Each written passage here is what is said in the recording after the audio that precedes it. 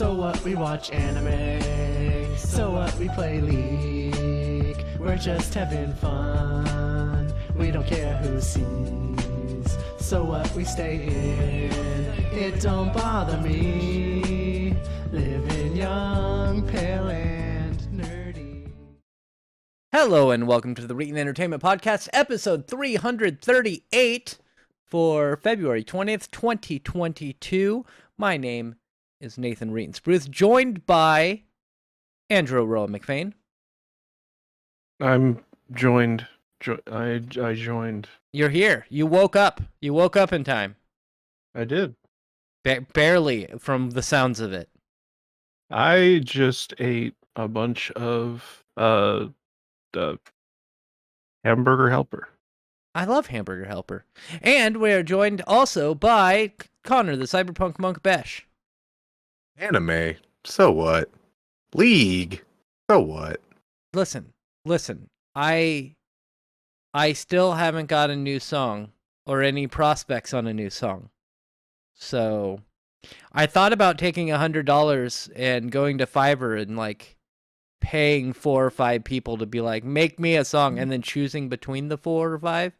But I didn't do that because I got lazy. Anyway, of course, I am your host, Nathan Reetin Gpus. Connor, where can we find you? You can find me and you and Aroa at aroa.website. And one of those links I want to bring your attention to is Clinton's Core Classics Rise of the Rune Lords. This is a Pathfinder 1st Edition actual play podcast doing the module that kind of started it all, Rise of the Rune Lords. Publishing-wise, we are a little bit more than halfway through Book 5 right now, so really at this point you could pick your favorite and start there if you wanted, or you could start from the front if you wanted. We have enough episodes to last you probably a year or more. Now, question though, is how many books are there? There's 7 chapters, 6. right? 6. 6. Okay. 100. Then there's an epilogue where we just go and kill we turn evil and kill everyone. We should have done that. We might make a Patreon thing where that happens, but stay tuned for more info on that. Yeah. And of course, Roa, where can we find you? Well, he already said it. Roa.website. Yeah. And good website. Anything you wanna give attention to? Aroa.website. Oh, okay, cool. Good answer. Good. And of course, you can find me at aroa.website, but I would like to pay it. I would like to actually give out the links. Twitter, at Reetin. Twitch, I am on Twitch Monday through Friday, 6 p.m. Pacific time to 9 p.m. Pacific time. And you can find me there at Reetin. So twitch.tv/Reetin. Follow and watch me play video games poorly. And then, of course, I am posting my podcast. It's uploaded everywhere. So it's on Spotify and iTunes and Amazon and Stitcher. It's everywhere. But now I'm also posting the new episodes are going up on YouTube. I'm not putting the old episodes up there because that would take a long time, and I don't want to do that. So they're all going up. The new ones are all going up, and you can follow me on YouTube at youtube.com/Reetin or Reetin Entertainment. Either one will work. What games have you played this week, Connor? Me, it actually has been a pretty good week for gaming. I do want to mention the thing that I've been playing most, which is Breath of the Wild.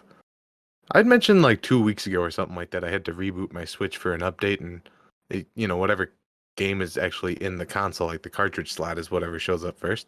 So I was like, whatever, I'll play Breath of the Wild again. Y'all, it's a really good game.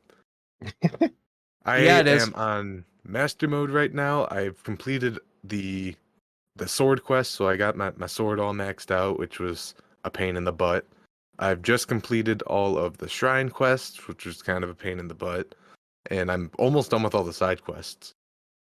This is a game that I did not think I would end up being 100%ing, and I'm probably not going to end up getting all the Korok seeds because there's like 900 of them or something like that. Yeah. But I could do everything else than that and be pretty damn satisfied with myself. And it's just poop. It's just poop. It's tree creature poop. Yeah. But here's my question. Have you ever thought about using Simu, The emulator? the emulator? Yes, I have, but you see, the thing about that is, I can't use that while I'm in bed, or like while I'm on lunch at work or whatever. I am curious. I have not checked. It just came into my brain hole. That's what we Is call it. that's what we call it? Is Simu on Linux? I'm pretty sure. I think somebody was talking to me about being able to emulate Breath of the Wild in an emulator at like 4K theoretically. I don't think the Steam Deck can handle that, but That's what I yes, was I wondering. know where this is going.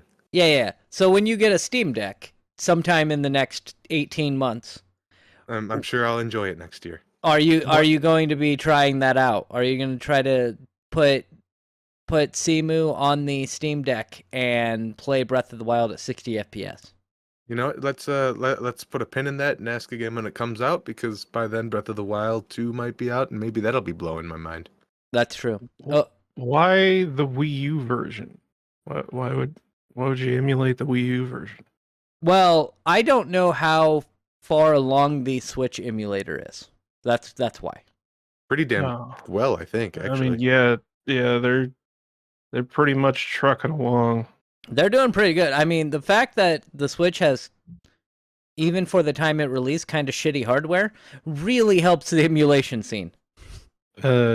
Yuzu has Breath of the Wild as great Oh, good. compatibility. Oh, good. But the only reason I think the Wii U version, I mean, the Wii U and the Switch version are essentially the same thing, so it doesn't really matter which one you're emulating. I don't think, Yeah. especially when you're upscaling it to 4K and The other whatever. problem is that Simu is only for Windows. Oh, okay, that's what I was wondering. But Yuzu is on Linux. Ryujinx is. Ryujinx. Okay, I don't. Yeah. Yuzu probably is too. interesting. Let me see. Yes, both of them are. Ryujinx Cool. and Yuzu. Cool. Well, that sounds so like something we're all probably gonna try when we get our Steam Decks at some point in the near future. Mine still says Q2 2022. So Mine too, and I'll see it when I believe it. Or, you know what I mean. I do. The I do opposite know of what I. anything else that you played? You played some Breath of the Wild. Hell yeah.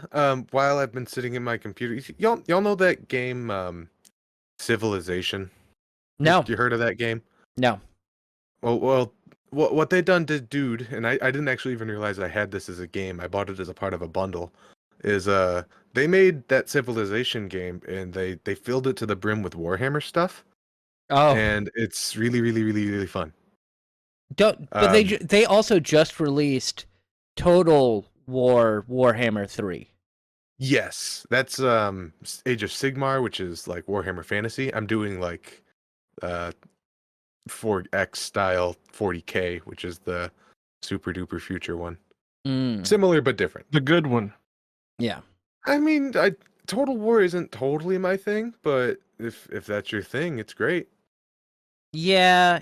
How do you like the Warhammer Civilization game?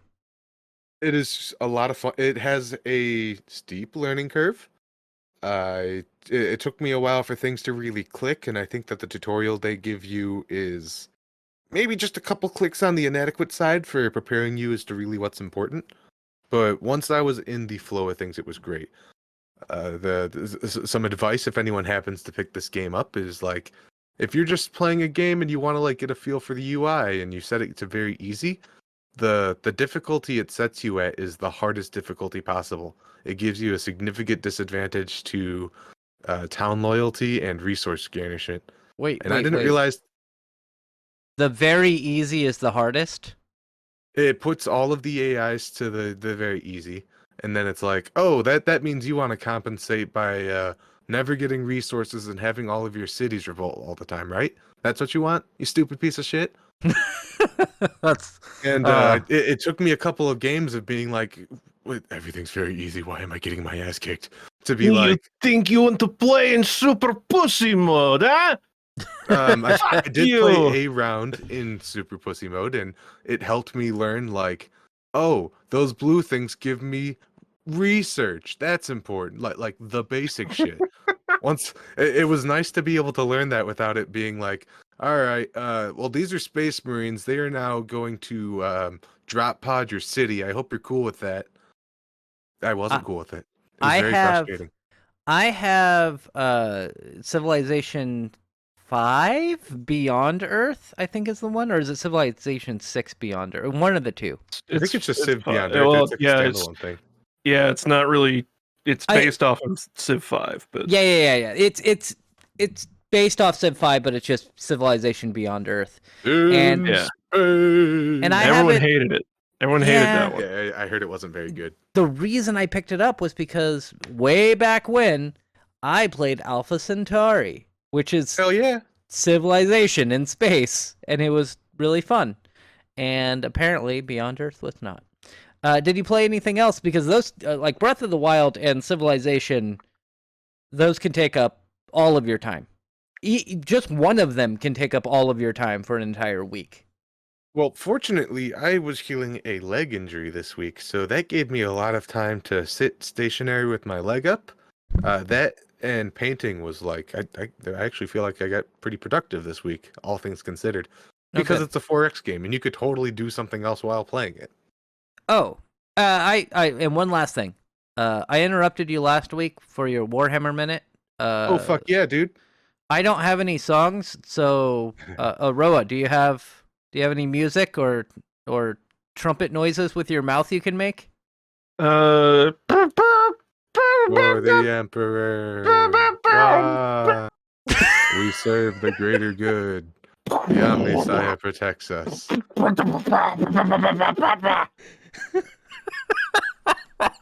This is the Warhammer minutes. Wow, wow, wow. There, we nailed it. Good. Nobody will know. So as far as Warhammer is concerned, they just had a really big release in that a Xenos race called the Tau got their book that came out. Now Tau is the stereotypical they get like anime mechs, and I think they kind of get made fun of a lot for that. They're sort of the weeaboo space race. And when they were first made, their whole thing is like they can't do any melee, but they have some of the best shooting in the game. And they also have these battle suits that if you tag them in melee, they're big ass battle mechs. They don't give a fuck. They'll shoot you point blank range. They're in a badass battle suit. The later editions sort of balanced this out. They made them play like everyone else, and that all effectively just meant that they didn't have a melee and other armies did. So with this new edition, they've been revamped, and they have just an insane amount of shots. They have missiles that target things without line of sight. They have drones that make it so you think you're killing something, and then the drone takes the shot for them. Very frustrating to deal with. Fortunately, I did win my game, and I only think a lot of that was him and I were still learning how to use his brand new army. I am terrified. These guys in their new book have already won tournaments. And the other people who have winning tournaments lately is the army that I play. So between them and myself, we fortunately are going to be playing some of the most exciting games that this entire format offers. I'm very delighted to announce that. Cool. And that's about a minute. Yeah, well, that's good. It makes me think of power armor from Fallout, and how I think that's based off the Warhammer. I mean, power armor's everywhere at this point, but right. I think Warhammer's the one who like made it popular. Yeah. But like what I'm thinking is like in Fallout 1, 2, and 3, like power armor is pretty much unstoppable. And then in Right. 4 they're just like, it's fine. Yeah, you get power armor in like 5 minutes, and then you just walk Everybody around in has that. power armor. Who fucking cares? Yeah, it's Be a useless. shame if somebody shot that glowing point in their back. That's usually their weak spot, you know. Yeah, that giant glowy fuck Oh me no, button. the big tank exploded. Oh no, that was inconvenient. I don't know why they don't design things in real life like that with just a giant weak spot. You mean like the cars in Grand Theft Auto? Or the Yeah, Death exactly. Star in Star Wars. Exactly. We're gonna move on to Aroa. Ask Aroa what games he's played this week. Mostly Dying Light 2. And how is that? It's really good. Um, like at first, I was like, man, did I wait like 8 years or however fucking long it's been for the same game but more stuff? Like, did I get japed and I spent $60 on an expansion pack? It's not that. Uh, it's so much more than what the first game was, and while the story beats aren't exactly like anything revolutionary, uh, there's definitely more to the narrative than I ever would have thought. I obviously haven't finished it because the game is really fucking long. Um, but there's an impressive amount of replayability uh, going like not quite, I don't think, to the same degree of like a Mass Effect, in that like there aren't as many decisions as in a Mass Effect. Uh, but it's more along the lines of like a Telltale game, in terms of like you don't have as many important decisions, but the ones that you do make do tend to change your experience at least enough to make it worth going back to. Connor will Uh, remember that. like and it's cool because it's not as like forecasted as with the Telltale games that I've seen. It doesn't like it does outright tell you like, hey, this is going to be important, but I don't know, like I haven't been able to tell like what was going to happen as a result of my actions until the result happened, and I was like, oh, okay. uh like I had to kill people that I didn't want to kill them, and like I specifically made a decision trying to avoid having to kill them, and it ended up backfiring on me, and that like never happens in games like this. So you uh you did kill them, or you did not kill them? I Sounds like he did. had to. I had Okay. to.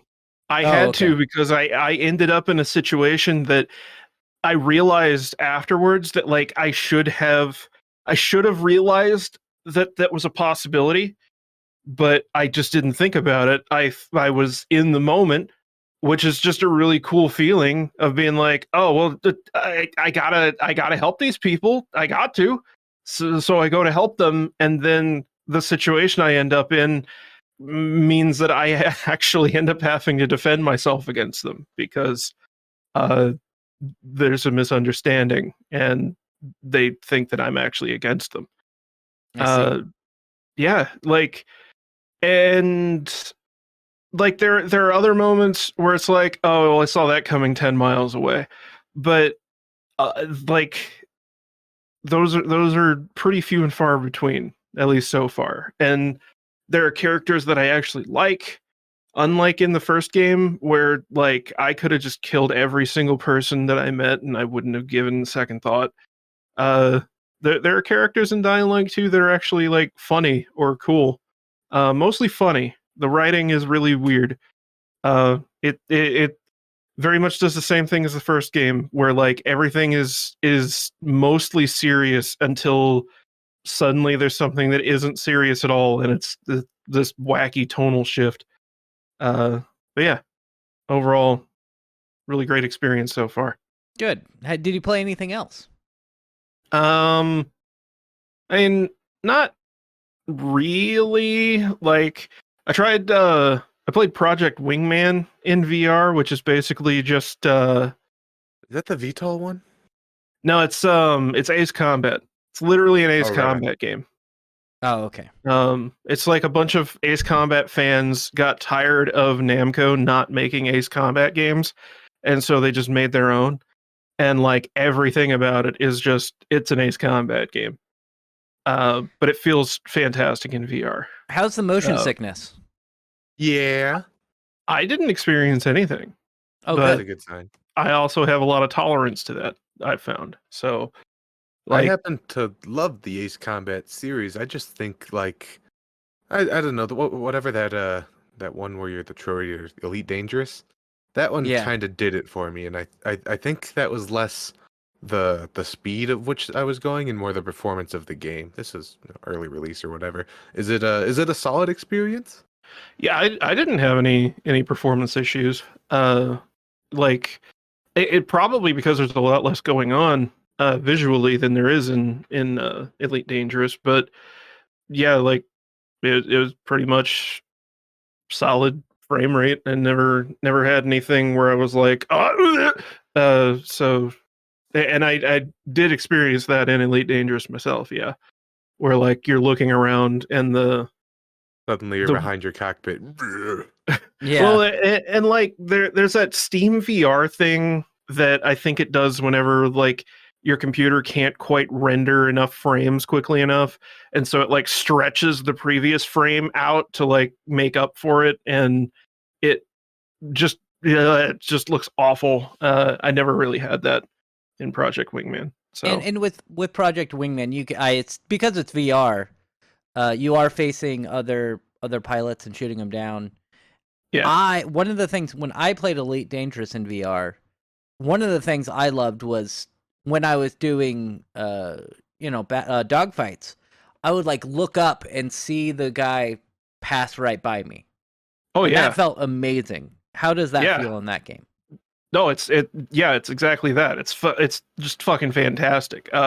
Way back when the PSVR first came out, there was an Eve Online spin-off demo thing where you did dogfighting in VR, and it gave me very much that same feeling that demo did. Where like it really felt like playing in VR gave an entirely different experience because I could look around in my cockpit and like look up and see who I was trying to bank around to hit and shit like that. Like it feels amazing in that way. And like there are elements of the HUD that are projected on the glass in front of you, but other elements that are like in your goggles or whatever. And like that's really cool to like turn your head and see a little reticle that's like following with your vision and shit while you're flying around. Like it is a really cool experience and like not half baked at all. Like it's really cool that it's an experience that's both in VR and not VR, and it feels really good both ways. Well, that's good. I'm happy to you- hear it. Can you do full VR, like except for menus and shit like that? Obviously. Yeah, you can even do menus. If you play in VR, like you still have to have a controller, but whenever you're in the menus, it puts a dot on the screen and you control it with your vision, and you just press the button like you're selecting. So you don't even have to get taken out in those situations. That's cool. It can be awkward. It's definitely the menuing is definitely the worst part of the experience, but otherwise it's great.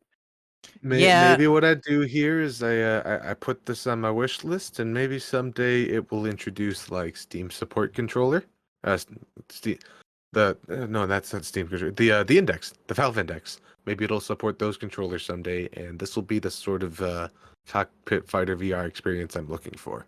I mean, you can play with the VR controllers. I will say, like you can, but it's just like you don't have hands or anything. Mhm. You'd just be holding the controllers. I don't know. Yeah, if I that know matters. I don't think it really matters that much. Just because of the type of game it is. Yeah. I may wait. I still have my Vive, and I'm debating on upgrading at some point to a new VR system, or just going to the VR optician or whatever it's called. I think I shared a link with you. It would cost about $150 to $200, but you can replace the lenses Yeah. with prescription lenses that can like fit your prescription. And my eyesight is so bad it would cost a lot of money to replace, but it might be worth it to do that, because then I wouldn't have to wear my glasses while playing VR. Nobody else could play VR on my headset. That's all right. That's your toy. Yeah. Also, I like the idea that your headset is like 40 pounds. Someone picks it up, it's like, what the hell, Nathan? Yeah, it's got a lot of glass in it. Yeah. The lenses are sticking out the back of the headset. It's not that bad. Like the technology is better, okay? But yeah, my eyesight is pretty bad, so putting those in would definitely improve my gaming situation. And I can't wear contacts, or last time I tried, I couldn't wear contacts comfortably, so it would Because be your better that way. eyeballs would fall out from the weight. Yeah, It'll happen. basically. Yeah, I couldn't close my eyes. That was a problem.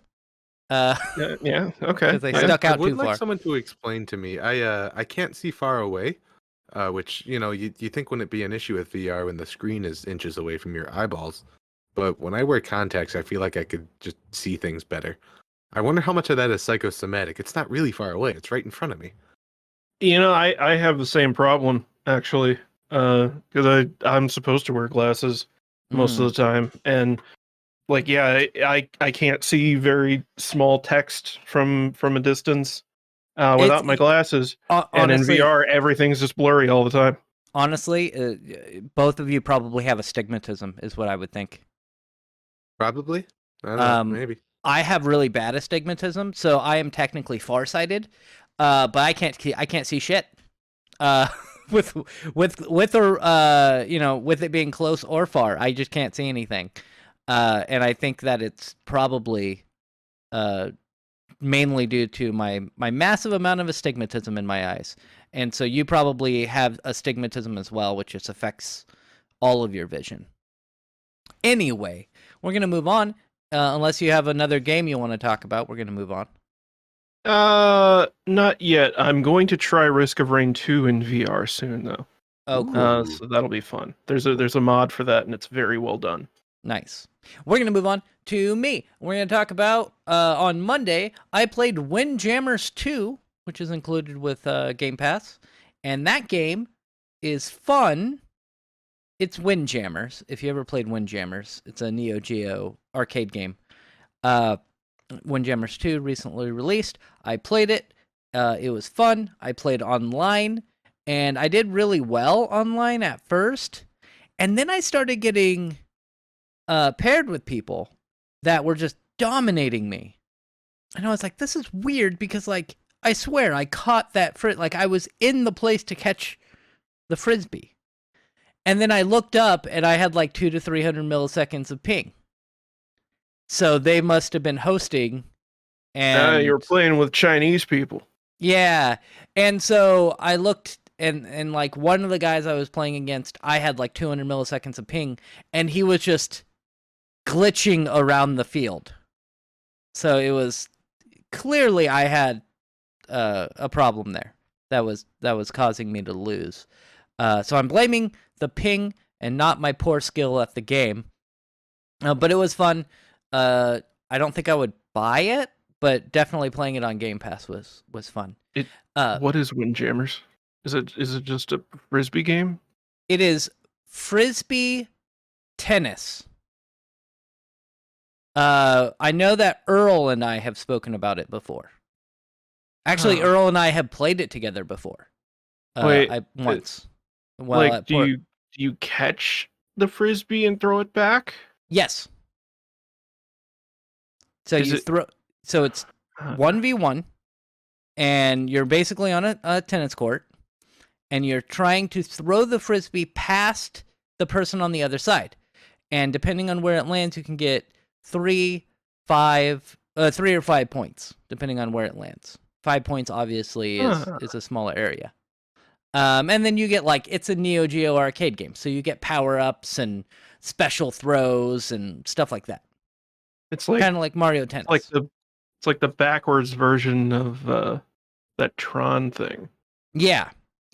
But it is a fun game. I recommend it if you just want to sit down and mindlessly waste like half an hour.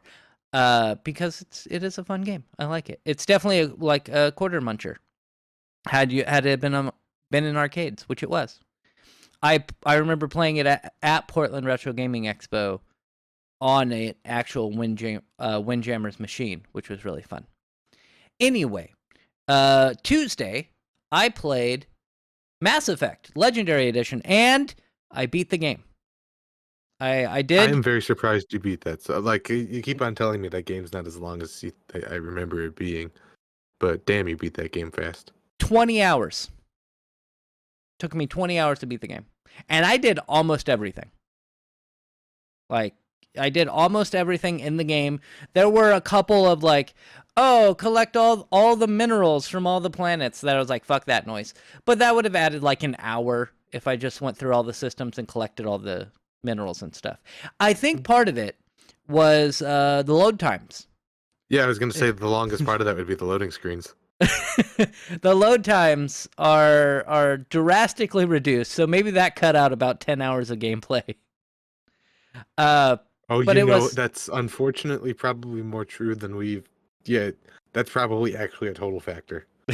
It probably... Wow. Like, it's 10 hours, maybe not, but I could see I don't know. There's still a lot of loading screens in that game. Not Sonic 06. There's no way it was that bad. It was I don't pretty know, man. bad. It was pretty bad. Yeah. It could take like a minute or two for the elevators to load up areas. And of course... I'm going to the bottom part of the Citadel. I'll go get a drink and be back in a minute. Yeah. But it was a good game. Of course, I did what I set out to do. The only reason I played the game was so I could kill Ashley. Really happy that happened. Good start to the year. Yeah, good start to the year. She's mainly because in the first game, originally... She's an obnoxious racist. She's an obnoxious racist, but I saved her. Because I was like, I never used either of them. I'll just save Ashley, whatever. Or I didn't even know. I didn't realize that one of them was definitely going to die. So it's just like, okay, I'll get Ashley and then I'll be able to run back and grab Caden. No, one of them dies. And when I saw her in the second game, she's like, screw you. And I was like, what the fuck? I'm definitely killing you next time I play through that game. Yeah, I listened to somebody talk about Mass Effect 2 recently and mentioned that it makes no sense why Ashley hates you in the second game. Because, like, of anyone, she should be the one that's like, oh, you're working with Cerberus, the group that, like, supports humans and does nothing but good things for humans because they like humans more than everyone else. And you're the racist. Yep, doesn't make sense.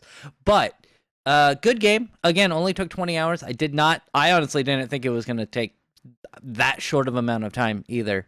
But yeah, it's a pretty short game. I know Mass Effect 2 is quite a bit longer, and honestly, it's in my opinion probably the best Mass Effect game that I never finished it.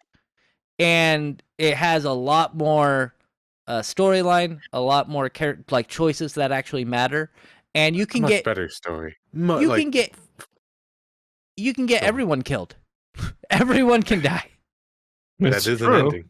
Yeah, that is an ending. I remember talking about that in school. Like, I just kind of got lucky enough that everyone survived the end part. I don't know. How old is this game now? Could we talk about the ending of Mass Effect? It's like 35 years. It's fine. Yeah. Because people were like, my favorite party member died. Legion didn't make it, whatever. Talus didn't. Oh, it was like, what? What are you talking about? Yeah, I sent Tally. Talus. I sent Tally to go and fix hack the systems because that's what she's good at. She's good at hacking stuff. And if you send her and not Legion, she dies. Uh-huh. And I was like, well, my last save was 2 hours ago. Legion was my boy. I knew the right call. Yeah, so I went back and I sent Legion, and then everyone survived. And what's his name? Grunt? Is that the name of the Krogan in that game? Yes. Like the humans are like, we need somebody to take us, and I'm like, Grunt, you're a tank, go. And of course, apparently that's the right move to make. So, it good make game. Me want to play Mass Effect 2, but then I'd have to play all of Mass Effect 1 first. It only takes 20 hours. 20 hours. Yeah, it's not gonna take that long. Here, I'll just send you over my save. No. I'm a much evil person than you. Much more evil. That's true. I always go just Paradox. use a save editor. That's another thing you can do. That is an option. Yeah. And Anyway, make your head completely flat. I played Temtem on Thursday and Friday, and Temtem's fun. I got to a battle that it's one of those battles you're supposed to lose, but I always hate battles like that, like where they just throw you in and you have to lose the battle. I did look online. Apparently, you technically don't have to lose the battle. If you're just good suck. at the game, you don't. Yeah. If you're good at the game, you don't lose. But at that point in the game, most people have about level 50 or 60-ish creatures with you, and they place you against somebody who has like level 89 creatures. So You you're gonna take them probably out? going to lose. You could I- just unlock them and slowly sap their health while you always have full health, and then you can't hit anything. Unfortunately, no. Why don't you play it like Shin Megami Tensei? Yeah, exactly. No, I lost, but I did look online, and somebody's like, "Hey, look, I used this casual Temtem team, and I beat this guy in the first try." And the casual team had 6 shinies. just pick them up. Just the casual team that I was able to beat him with. Screw you, buddy. So it was fun. It's fun. It's Pokemon. What am I supposed to say? It's Pokemon. And it's not Arceus, which everyone is playing. Have you played in Arceus? Did you stop doing that, Aroa? Yeah, Okay. I got distracted. There's like Yeah. a lot of other things to play that are more interesting. like Shin Megami Tensei. Yeah. Yeah, in VR. Yeah. Which on the Switch is you just duct tape it to your face. No, it's made out of cardboard. Oh right, I'm sorry. The Labo. You duct tape the Labo to your face. Can't believe that was a real thing. It was. I liked John Carpenter. Tried the keyboard. Was it John Carpenter? And he was trying to recreate the Halloween theme on it. And his review was, "It's fucking shit." Yeah, duh. Yeah. Anyway, we're going to move on. We're going to talk about some stories. Our first story is, we have not actually spoken about this on this podcast, but Gamers Nexus brought to light some really shitty policies that Newegg had. Yeah, buddy. And if you're interested, go watch Gamers Nexus. No link below. If you're listening to this, you know who they are. But basically, they bought a motherboard. By the time the motherboard had gotten there, it was open box. They were like, "No, we're gonna send it back," and they didn't even open it. So it was an open box item that got sent to them. They were like, "Oh, we don't need it now." Sent it back, and they refused to process the refund. Went back and forth. Lots of stuff happened. But Gamers Nexus exposed that basically Newegg had gotten the product back previously. It had damaged CPU pins. They sent an RMA to the manufacturer of the motherboard. The manufacturer of the motherboard said, "Okay, it'll be $100 for us to fix this socket." Newegg didn't pay it, but then resold the motherboard. So they sold it knowing that it had bent pins. That's pretty shitty. Yeah. And then they tried to say that it was Gamers Nexus's fault because he was just acting as a normal customer.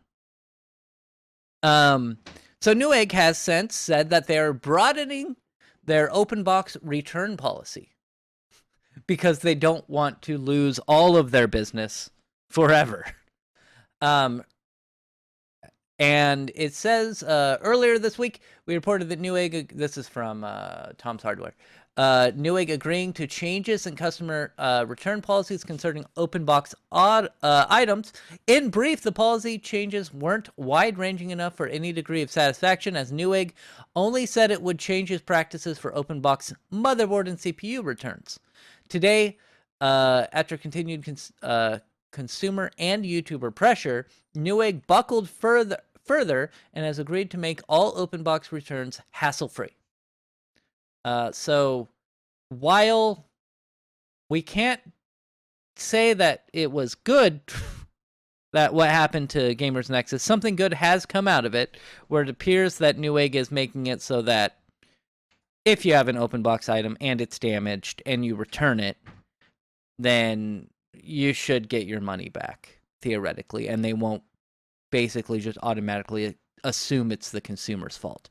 So that's a good thing. I want to know, I mean, both of you, I'm sure, have opinions on it. Let's start with Aroa. What's your opinions on this? Hey, look, it's a company getting caught doing shitty things and then got put on blast by somebody with a following. Like, I'm really happy that it happened.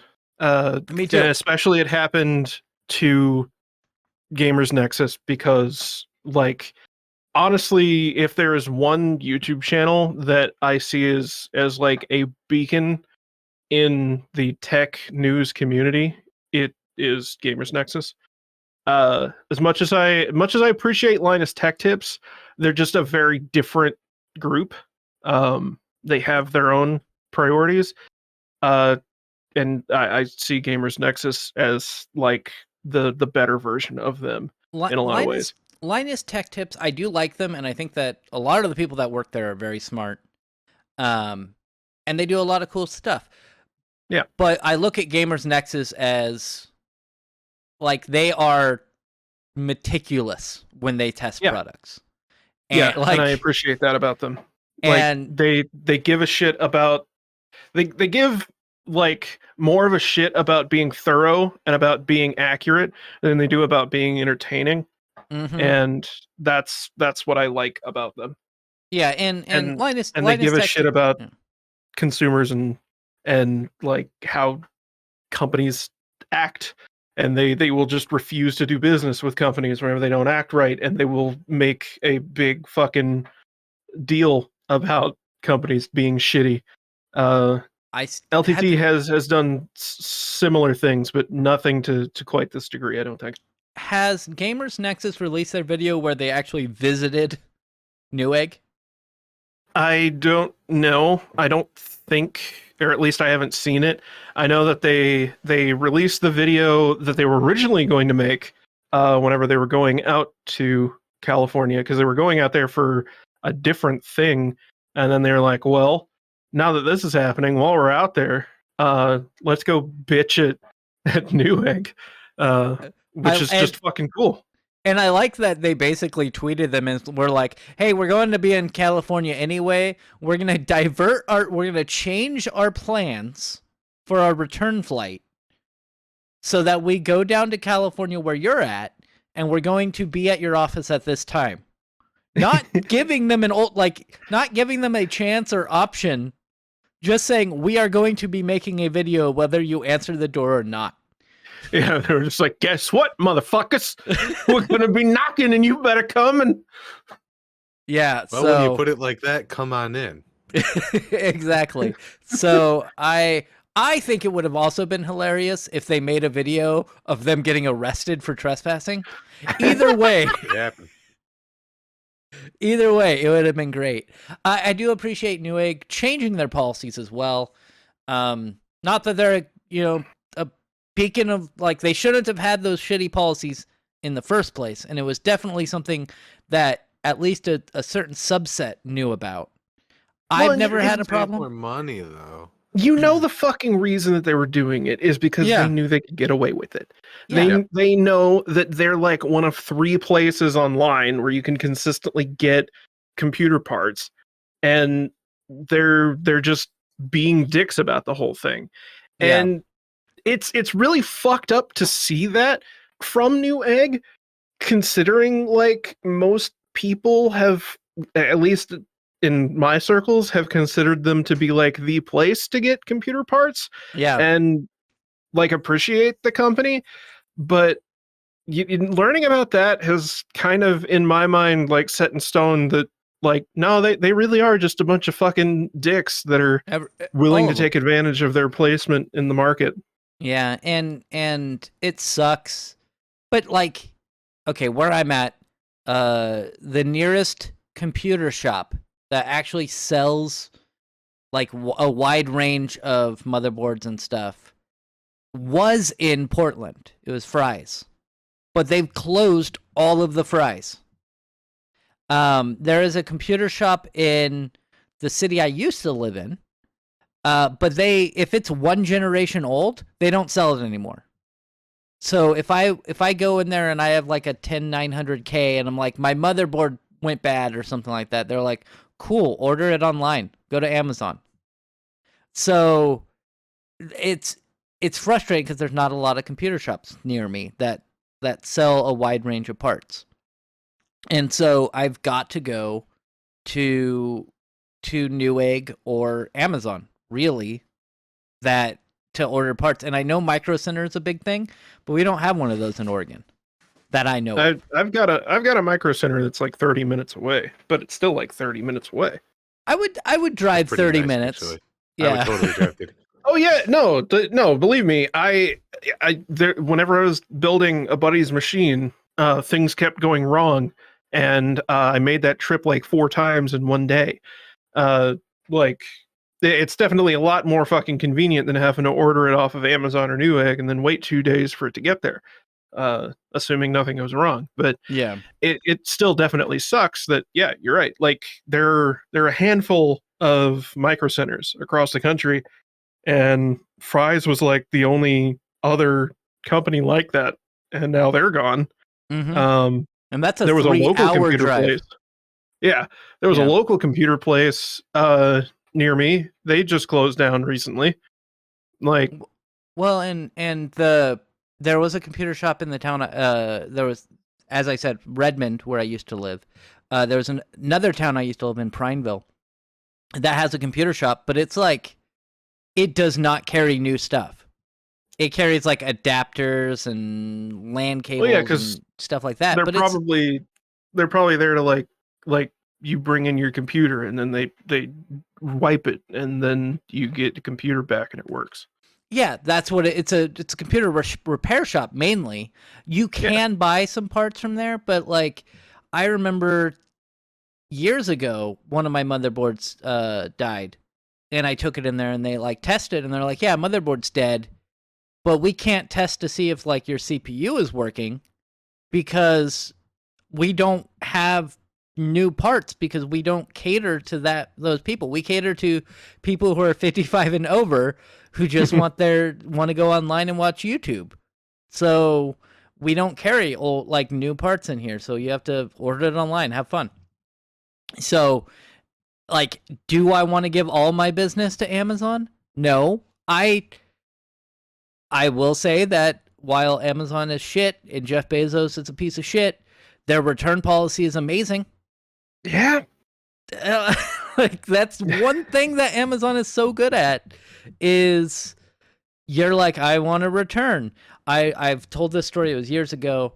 I had something I ordered on Amazon, and they were for a while using OnTrack for their deliveries.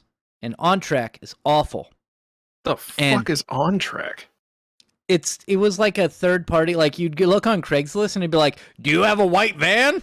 Well, yeah. Oh, it's like an independent courier. Okay. Yeah. And so what would happen is the person would get packages and he would just scan all the packages as being delivered and then go make the deliveries. And so it said delivered and it wasn't delivered that day. And so the next day I'm waiting and I was like, okay. And I checked and it was still not there by like 2. And so I messaged Amazon and they're like, oh yeah, we'll try to contact the carrier. And if it doesn't work, we'll just refund the $40 or whatever. And so they refunded the $40 because they couldn't contact anybody. And then I got the package like an hour and a half later. It just showed up. And I was like, I'm not telling anybody about this. I have a free item is what I have. So now I have 2 dildos. So Amazon is good at that. And I wonder how Newegg would have handled that.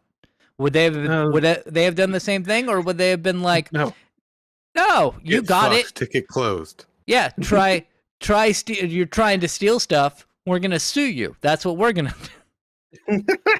And then I would have been in a court battle. No, I really don't want to take all my business to Amazon, so I'm happy that Newegg is switching some of their stuff. My computer that I'm talking to on right now, all the parts were bought at Amazon. Or I'm sorry, at Newegg.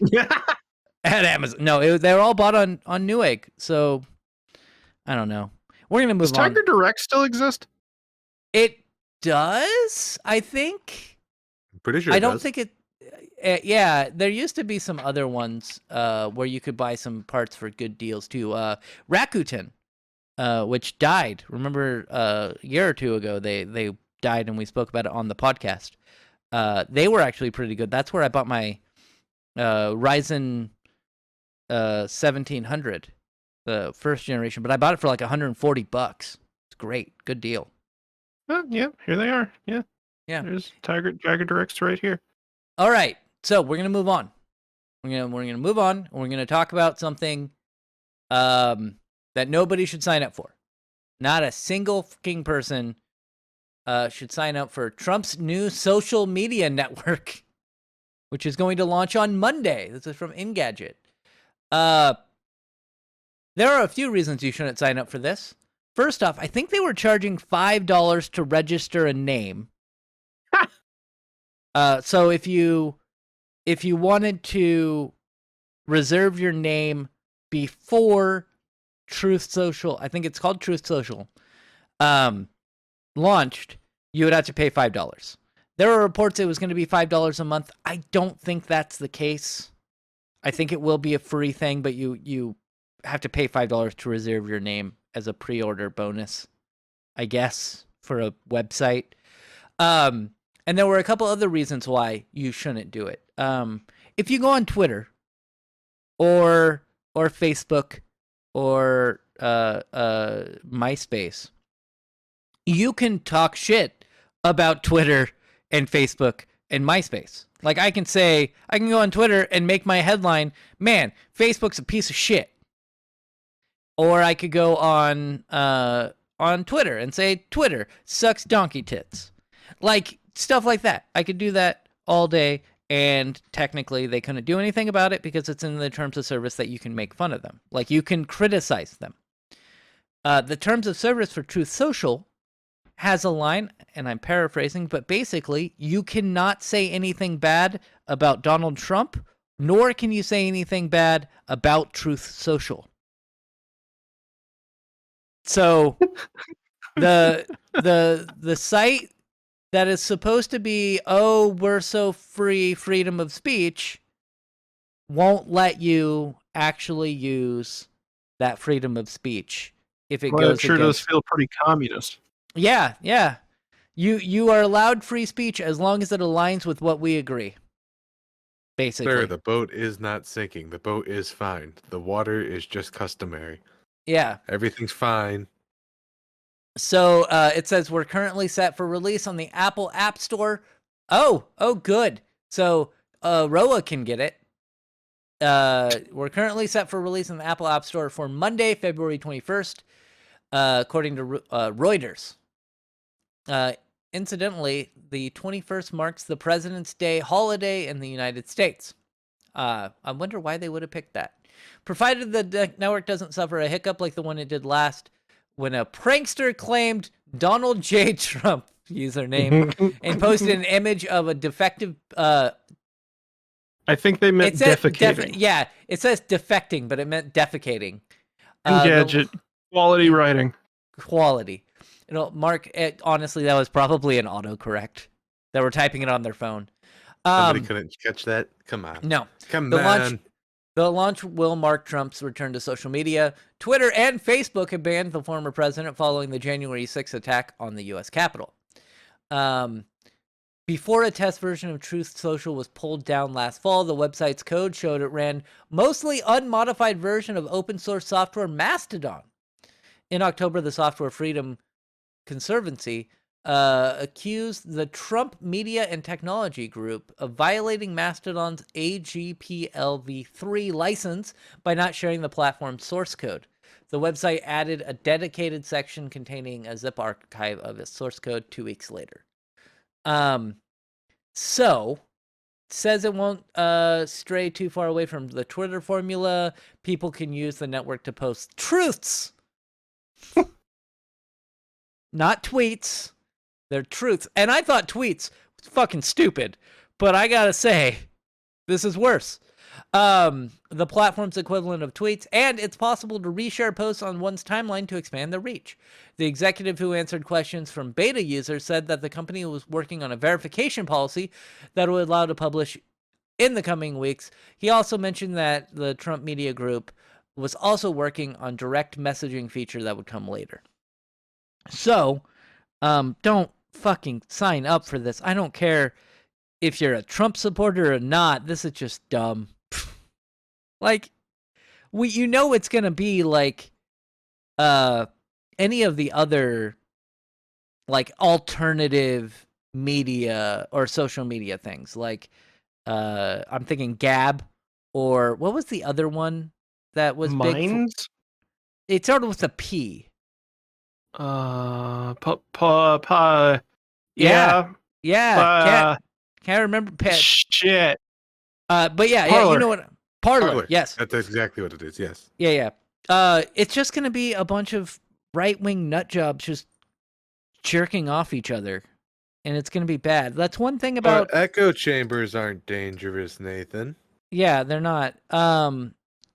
Like it's gonna be bad because at least with Facebook and Twitter, while you can kind of create those echo chambers, they allow everybody on. And you know that, like, if you disparage Donald Trump or if you disparage Truth Social in general, you can get banned. So they're trying to keep those voices muted while making the crazy right-wing nut jobs to be listened to. So, not everyone on the right wing is a complete nut job. I say that knowing that there are a lot of people on the right wing that are complete nut jobs. But not all of them believe that Barack Obama was born in Kenya. But those are the people that are going to be signing up for Truth Social. And those are the people who sign up for Parler and sign up for Gab. And they're just going to be in their echo chamber listening to the same people that think that Barack Obama was born in Kenya, or that Donald Trump won the election even though he lost. So don't sign up for Truth Social. Don't sign up for Twitter. Don't sign up for social media. It's bad. Don't do it. If I had like a fraction of a business brain cell, one could almost say that this is a very obvious money funneling scheme. Oh, Yeah. look, a whole bunch of anonymous names giving us $5 a month on a regular basis that nobody will be able to look into. How convenient. Yeah. But hey, I don't know nothing. These are all just baseless accusations. Right. Do you know anything about Titan Reach, though? Who, me? From one scam to another. Either of you. Oh, yes, that sure is a good segue. Wow. Hold on, you gave me whiplash. Shut up. I just wanted to move on from talking about Truth Social, okay? I'd like to Fair. point out that my social network came out before Donald Trump's. That's good, and it's probably better. If I sign up for your Mastodon instance, can I make fun of you on it? Yeah. You'll have to pay $5 to encourage it. reserve. You do have to pay $5 to reserve your name, though. Nah. So anyway, Titan Reach is, or was, a crowdfunded game. I don't know if it was on, I think it was in Kickstarter. It tried Kickstarter, failed, but then it went to everybody's favorite, we failed on Kickstarter, Indiegogo, and was able to raise a couple $100,000. It was going to be an MMORPG that was similar to, yet different from, RuneScape. They wanted it to be pretty focused. It had some neat graphics, honestly, and it wasn't terrible looking, but it failed. And they ended up going out of business, closing down. And then somebody got a mysterious investor. Just a random investor came and was like, apparently he was from South Africa, and he was like, I got a bunch of money, and I want to give you a bunch of money. And so the creator of Titan Reach, the main guy, was like, how can I trust this? Doesn't make sense. And the guy's like, give me an account to wire money to. And the guy's like, okay, here's where you can wire the money to. And the anonymous investor wired a ton of money to this guy, just to show that he had money and he was serious. So they made a deal. Then Kira TV did a story on it. Have either of you listened or watched Kira TV at all? I have not. He does YouTube videos on MMORPGs, which would explain why neither of you listen to it. So they did an interview where Kira TV confirmed the identity. He confirmed for himself the identity of the anonymous investor, but did not reveal that to his audience because the investor wished to remain silent. But basically the idea was, okay, now that Titan Reach has this money coming in, we're going to do an interview and we're going to say, hey, how are we going to use this? Are we going to hire more people, et cetera, et cetera, et cetera? The main developer said, it was really tempting for me just to, I had enough money that I could have, that he initially sent me, that I could have lived for a few years and bought a Tesla and been fine. And it turns out that amount of money was about $300,000. That was the initial amount, just to prove that he had the money, was $300,000. And yeah, turns out the guy did just buy a Tesla and basically squandered the money. So we had to be responsible for that. Oh no. Yeah, so the idea was they were going to go from 11 developers up to 24, 25 from this, and they actually confirmed who the person was. So this is from Massively. It says, last week the lead developer of Titan Reach abruptly announced that the game was dead. Talked at length about NFT implementation, deleted the Discord, hid social media and Reddit, and even switched his own Twitter handle to a different studio and Kickstarter game. Over the weekend, backers and fans who had sunk significant sums of money into the game began telling more and more of the tale, with screenshots suggesting that Unravel had mismanaged the investor money, putting it into crypto and even buying himself a Tesla. Dumbass. Now, Kira TV has a video to expose Unravel for far worse. Kira TV readers will recall was one of the YouTubers who originally promoted the game, and he was the YouTuber who claimed to have verified that the investor existed and had dispensed the money. Kira's new video, if accurate, confirms some of the accusations and adds more details that we didn't already know. It says that Kira says that the Discord was removed because backers were organizing to report Unravel for fraud. Unravel was apparently considering crypto implementation all the way back in November with a plan to refund the original backers' money. Kira knew about this plan but did not disclose it. Kira outs the investor as a South African software and crypto dev, Andre Cronje, and says that he is blameless in the whole ordeal. He does apparently exist, which is something quite a few folks did not believe.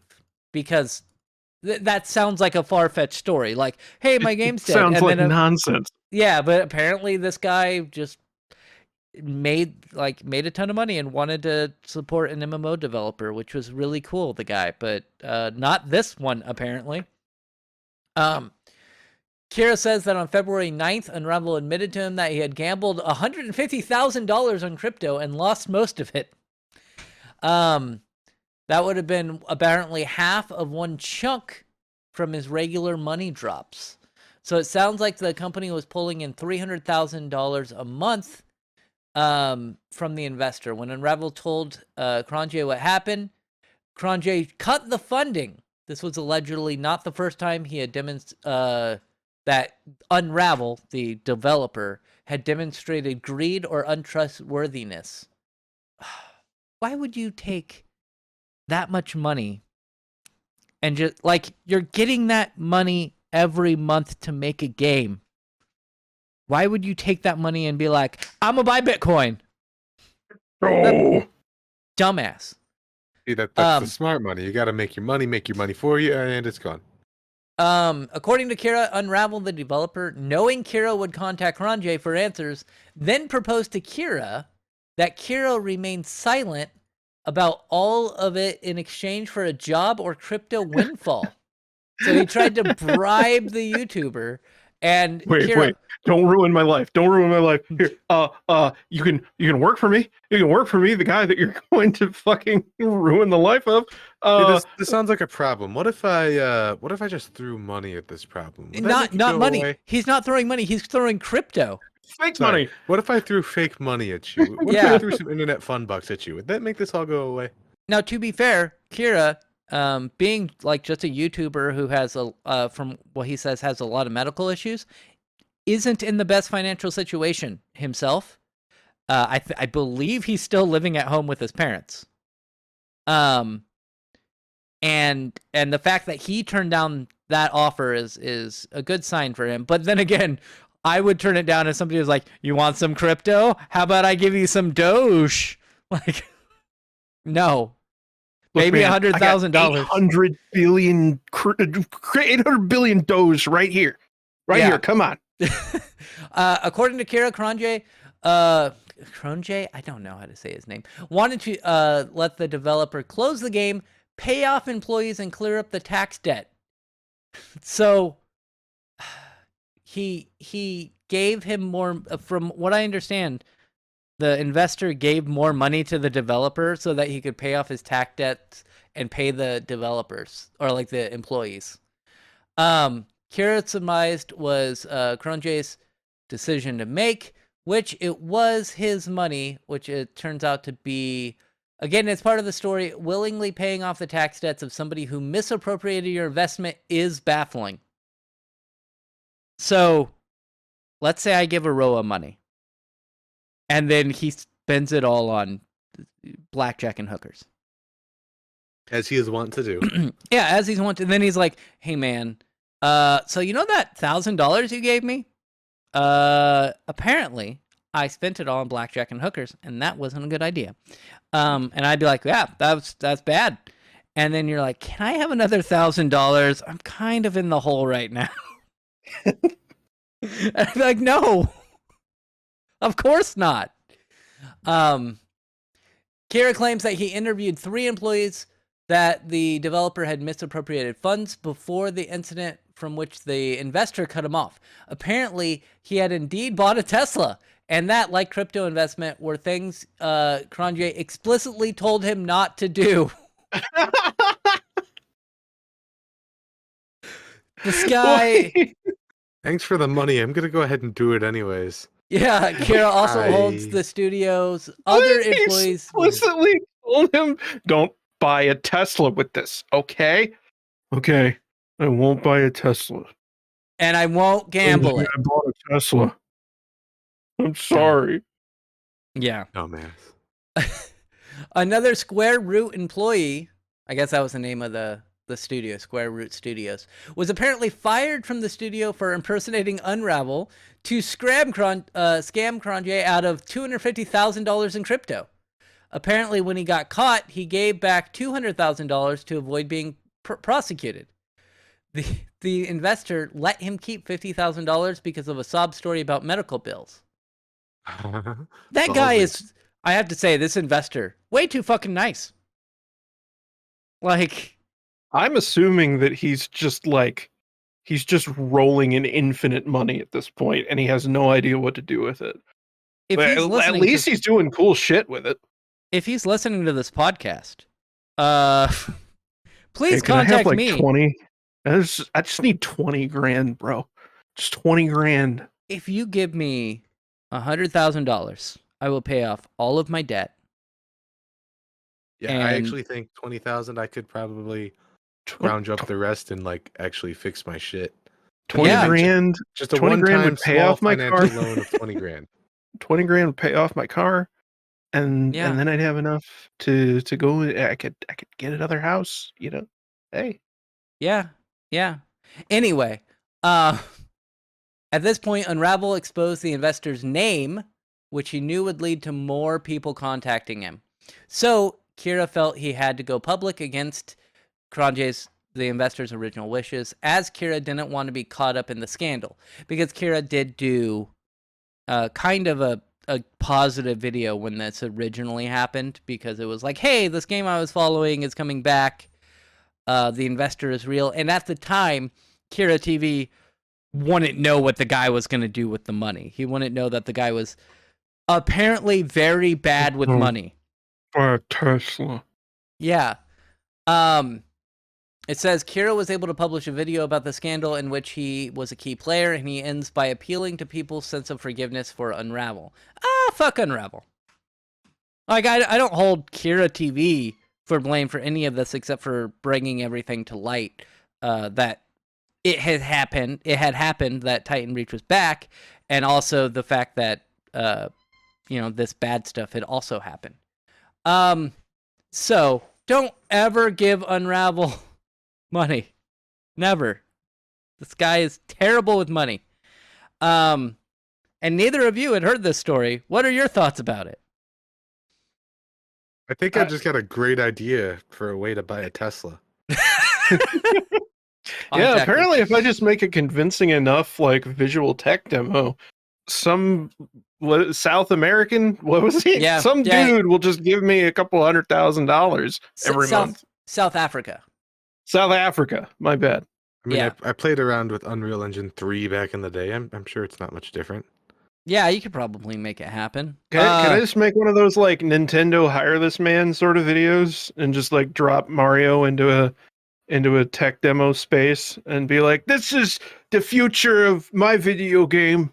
Yeah. To be fair, it didn't look bad. Like, for a tech demo, it didn't look bad, but yeah, it didn't look great. He probably paid some dude $10,000 or whatever to make the tech demo for him. And yeah. He's like, I got an NFT for you right here.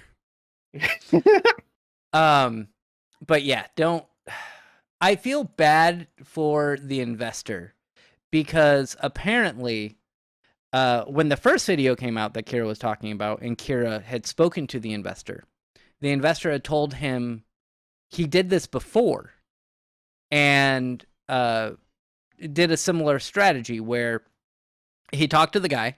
The guy's like, I don't believe that you actually have that money and you want to support this project. And the investor's like, no, here, I'll send you some money. Here's a couple $100,000 to just prove that I'm interested, prove that I'm a real person. And the developer was like, sweet. And that was it. Just ended communication and just took the money. And apparently this happened again. So while, yeah, it's cool that this guy from South Africa is doing these, or trying to do these nice things for people, it seems to have bit him in the ass twice. And so I don't foresee him investing in anything like this ever again, which is really sad, because there are things that, some projects, maybe they just need a couple $100,000 and they could actually release. But that's not going to happen because he's been burnt twice. You know what happened is this guy saw the success of the Roblox and the success of the Fortnites. Yeah. And he's like, I got to get on the gravy train. Let's see what games are up and coming. And really all it takes is one confidence man to be like, oh yeah, we got it. Look at this. So shiny. Perfect performance. And they're like, yes, I will give you $100,000. Yeah. Huh? Where'd you go? Hello? Yeah. Yeah. I would talk to the guy. If he gave us $100,000, I would talk to him daily. I would be his best friend. I would tuck that motherfucker into bed if he gave me $100,000. You're like, I gotta fly down to South Africa? All right, I'll be there. You're like, I will bathe you. I don't care. Yes, that as well. So anyway, we're gonna move on. We're gonna talk about the next story. Intel Arc GPUs, or Alchemist Gpus. Apparently they have been delayed, unfortunately, Intel has shed more light on the roadmap for the Arc gaming GPUs, including more clarity about when consumers can expect to get their hands on them. As previously announced, the GPUs will debut in laptops from Intel's OEM partners this quarter, presumably along 12th gen Alder Lake CPUs. Probably the laptop variants, because obviously the Alder Lake CPUs are already out. However, desktop gamers will need to wait a little longer before they can plug Arc GPUs into their rigs. Intel says that those graphics cards will ship in Q2, presumably alongside our Steam Decks that we're getting. I will believe it when I see it. Yeah. It previously said that they would arrive in Q1. As for add-in GPUs for workstations, those will be available in Q3. The first Gen 1 GPUs will have support for hardware-based ray tracing, mesh shading, variable rate shading, and DirectX 12 Ultimate. Gamers can expect to harness Intel's AI-driven super sampling tech too. I wonder if they're going to have Vulkan. It doesn't say. They would have to. They Yeah. absolutely will. Yeah. It's too Like new Vulcan's to be abandoned. Vulkan is like it is the OpenGL that Yeah, is it's now. so Like It's you can't not have that. Yeah. Intel says that its accelerated computing systems and graphics group expects to ship more than 4 million discrete GPUs this year. Elsewhere, the company has started architecture work on the third generation of Arc GPUs, which are codenamed Celestial. Those will be geared towards the ultra enthusiast segment. The second gen GPUs, codenamed Battle Mage, are also in development. So it looks like they are going to be releasing a little bit later. And I know that you're still rocking a 1080, right, Aroa? Yes. Or is it a TI? Or is it just normal No, 1080? just a plain old 1080. And Connor has a 1070. Yep. Why do I remember my friend's computer components? I don't know. But that being said, like, are either of you looking to upgrade? I'm sure that like both of those graphics cards are what, 5 or 6 years old now? It's not really showing its age yet. Well, yeah. yeah.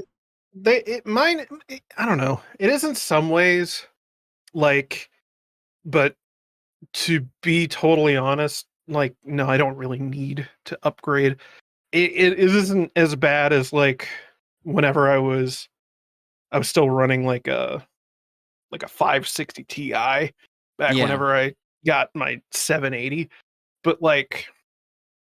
Yeah, I have to turn things down to like high sometimes, Yeah. like I can't and play Cyberpunk on extreme. Oh no. yeah, like, oh no, I don't have ray tracing, and oh no, like sometimes I have to turn a particularly intense game down to like medium in a couple of places, but otherwise, no, it's pretty well playable in most circumstances. But if these released at decent prices, what do you think? What do you consider picking one up? I mean, I assume read the reviews.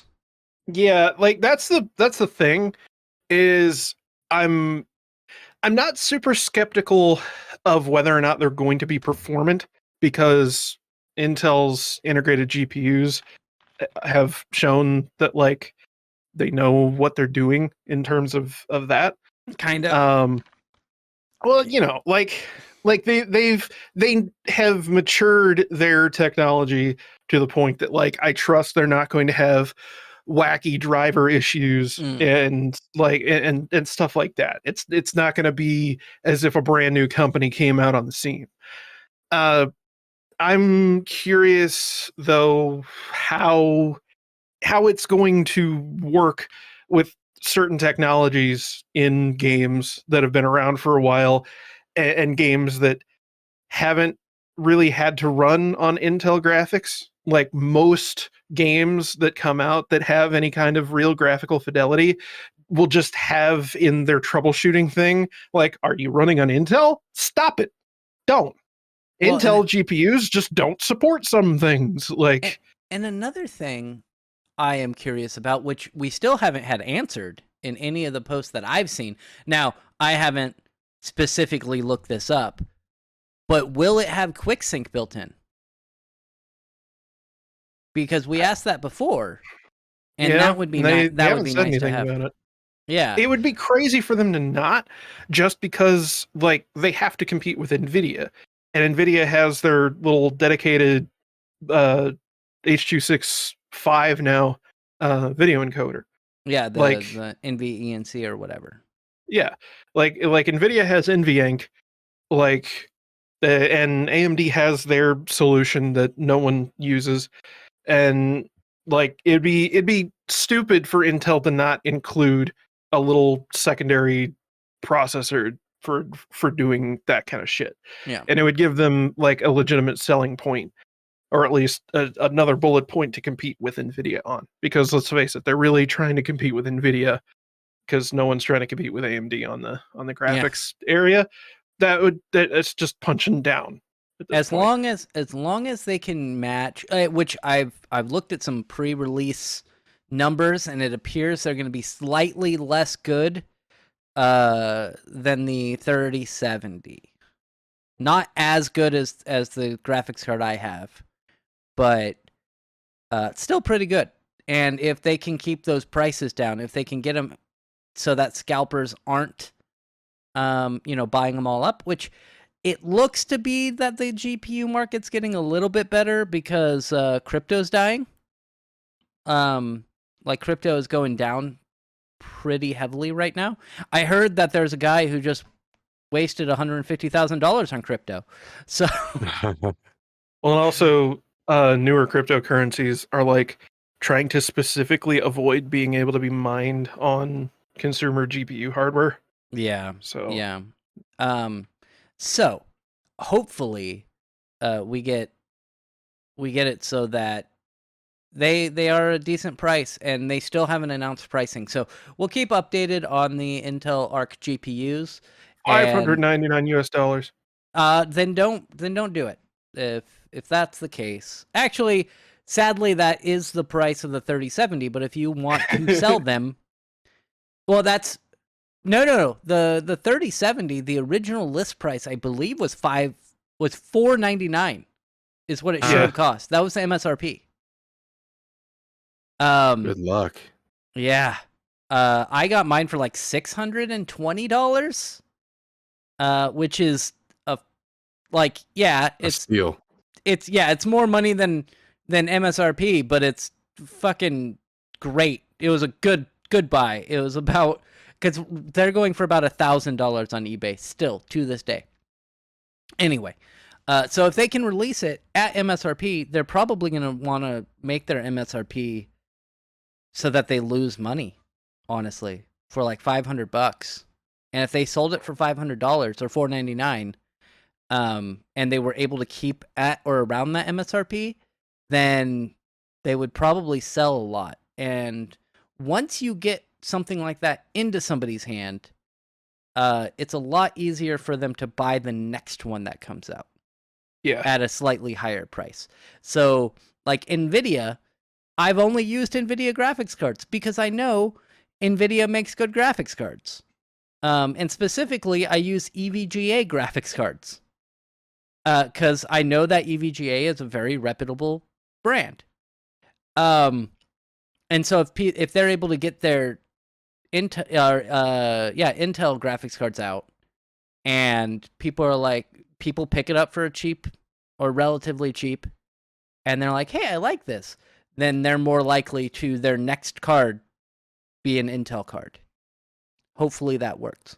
We'll see what happens. But we're also going to move on to our last story. This is one that I believe Connor brought up.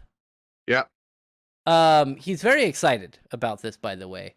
Apparently, this is an awful website, by the way. Yeah, this is clickbait garbage. Well, but okay, we are so going it's to in go ahead and it's Engadget, but it's like the format of this particular page is awful. no, the article is actually quite trash. It's clickbait okay. garbage. I have no JavaScript enabled, so it looks fine to me. Oh, okay. I am going to sift through this garbage and let you all know the important parts of what's going on. The headline reads that Blizzard confirms, quote, Warcraft is coming to mobile this year. They had a press release for their fourth quarter of 2021 with their financial results. Blizzard Activision has revealed that they have plans to release Warcraft for mobile sometime this year. I'm going to tell you now that's not exactly what they said, and I think there's a little bit of a jump to conclusions there. Okay. Company CEO Bobby Kotick told investors about a year ago that the developer made, quote, multiple mobile free-to-play Warcraft experiences that were already in advanced development back then. Blizzard has yet to reveal more detailed informations, and we don't have any information such as a concrete timeline. So it's unclear if this release plan include all of those new experiences or just a few. The only part that the company's earnings results did mention on the franchise mobile reads that Blizzard is planning to release new substantial content for the Warcraft timeline in 2022, including new experiences in World of Warcraft and Hearthstone, all getting all new mobile Warcraft content into players' hands. Some people are speculating that this might be either a Warcraft client for mobile. Other people are saying that this might be something similar to a Pokemon Go, like a AR experience tailored to World of Warcraft kind of world. I think they should release World of Warcraft on phones. You know, that's when I first shared this article. There's a third part of that Hydra, which is Blizzard, Activision, and what is it, Kingpin or whatever? Yeah, that King? whatever it is, the mobile makers. Yeah, it's King. Kingpin, the Spider-Man villain. I'm sorry, No, the Daredevil villain. they make like every mobile game ever. Spider-Man. But I was kind of imagining that it was the no-brainer move to go forward and make World of Warcraft a mobile game because, correct me if I'm wrong, Andy, but I think it's dying. Is it dying? Wow. Yeah. Oh, yeah. Oh, yeah. Hemorrhaging, is that the right word? Oh, yeah. Yeah. So, It's, I mean, I would it's not be bad. surprised if they threw out the lifeboat and said, "Hey, you could play it on your iPhone now." So, I hate that. okay, now I'm gonna stop you right there. So let me tell you why that doesn't make any fucking sense. I can tell you that pretty easily. If I go into my games drive, and I go to battle.net and I right click on my World of Warcraft folder and hit properties, and then it counts up the size of the game at being about 85 gigs. Oh, perfect. Yeah, I'm sure they would have some sort of stream solution, and I'm sure it would be just total hot garbage. Oh yeah, that's that would be the only way that they could even make it work on phones would be to do some kind of like you stream the game to your phone. World of And Warcraft cloud version. Maybe they do it through xCloud. Oh, but also you have to figure out how to make a UI that is built around using like 80% of your keyboard. You have to take that and put it into a phone that's about the size of like 20 keys. Here's what we'll do. We'll just have it so you could zoom out and you're a little teeny tiny wireframe avatar, and all of the buttons that you use when you're in raids and stuff like that, you know, like 1 through 0, the dashes, all the side buttons like that, you get like 4 now. Those are your 4 main spells. We're gonna super simplify the game, streamline everything. No, yeah, okay. I know what they do. They do it like whenever fighting games added the simple mode where you can just press square over and over again and do like a 25 hit combo. Nice. They'll just do that. You just push a button that says start rotation, and then you do your rotation. Does anyone Apply remember? dots. I might be the only one that remembers, but years ago, and they canceled it since then. Square Enix was like, "Hey, we have somebody. We've joined forces with NCSoft, and they're going to be making Final Fantasy XI for the phone."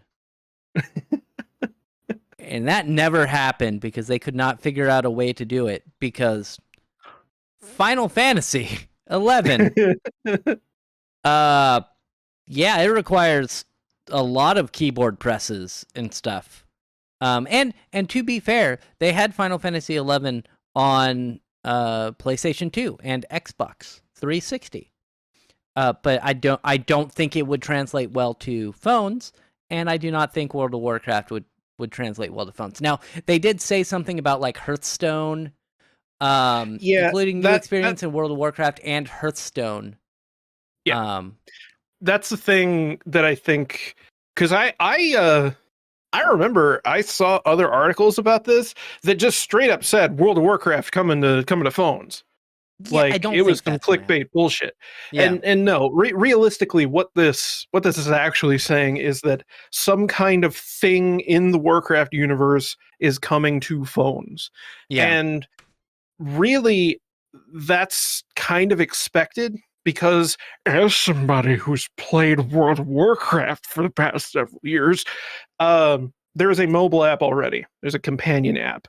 Uh, and in that companion app, you can do your mission table bullshit.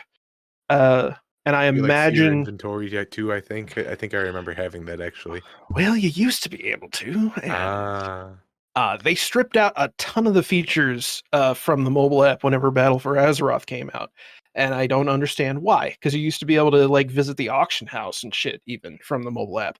mhm. Uh, but I see them either expanding on what the companion app allows you to do, and or creating a separate app that builds on the mission table shit that they've been doing, something like that, or it'll just be some other fucking experience that's Warcraft themed. But I think that they'd be foolish not to try to tie it more into WoW, because like WoW is still a cash cow for them at the end of the day.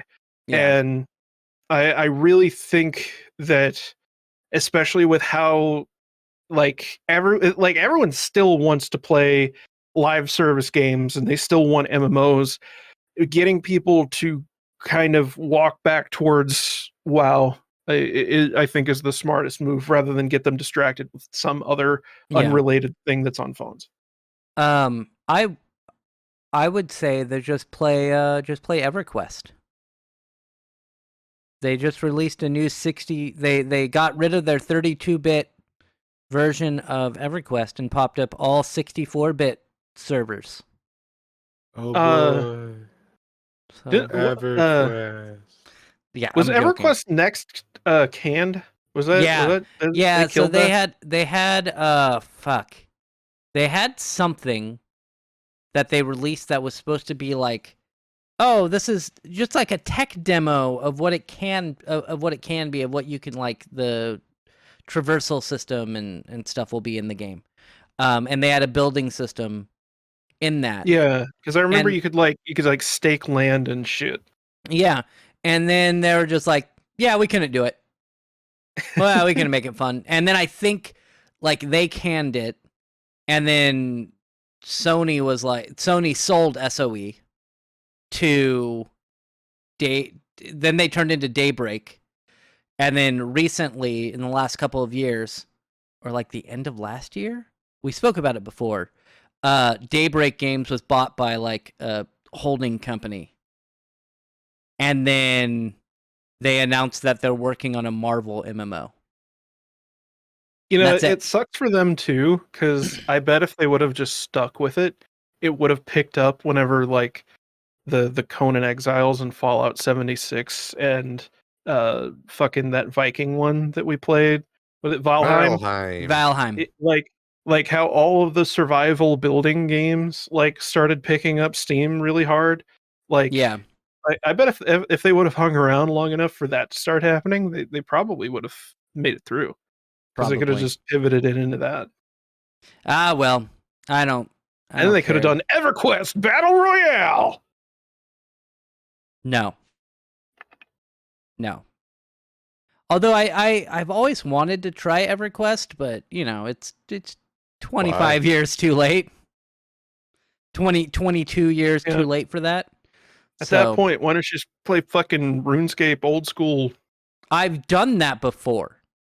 and I was play it on the fucking Babby client, the client that some other dude made. Was it, I don't know, I don't even know what it's called. yeah, I don't know. Like Anyway, Lightscape, I don't know. this is a long podcast, but I would like to thank you, Aroa, for being here. Yeah, no problem. And Remember to disable your JavaScript. Yeah. And thank you, Connor, for being here. We even did the Warhammer Minute. Thank We you. did it. You're welcome. We'll be back next week with some more podcast talkings and comings and goings of tech news and video game news. Come. Goodbye. For the Emperor. Come. What? All the greater good. The Come. Omnisire protects us.